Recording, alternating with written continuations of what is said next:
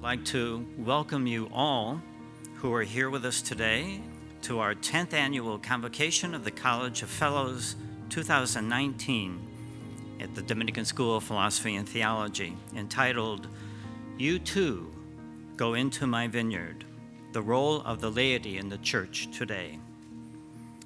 Together, we are going to enjoy a two-day conversation among lay and religious of all backgrounds and take a look at the theology of the Catholic laity on this 30th anniversary of the encyclical Christi Fidelis Laicae and the important role it plays in the Church today.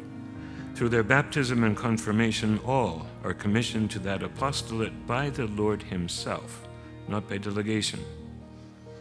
Thus, every lay person, in virtue of the very gifts bestowed upon him or her, is at the same time a witness and a living instrument of the mission of the Church herself.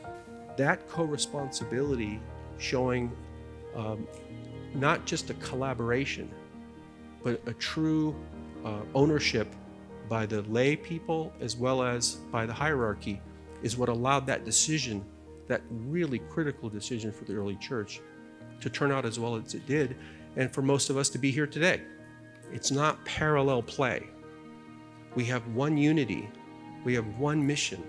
St. Gregory compares the different hours to different stages in a person's life. He writes that the laborers are called forth and sent forth into the vineyard at different hours. That is to say, one is led to a holy life during childhood, another in adolescence, another in adulthood, and another in old age. This is a moment of most difficult circumstances in the church. And indeed, saints, holiness, are needed at all levels and in all places in the church if she is to be renewed in the Holy Spirit and reformed in accord with the meaning of the gospel itself. If we cannot convert faith into action, especially on behalf of the poorest and those in need, then what are we doing? I think it's fair to see the new ecclesial movements as representing a response or an alternative, or perhaps an antidote would be the best analogy, if you will, to some of the most challenging aspects and characteristics of the contemporary environment in which we live.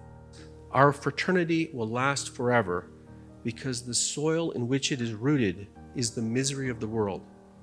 And if it should please God, there will always be those who will labor to reduce suffering and make the misery of the world more endurable.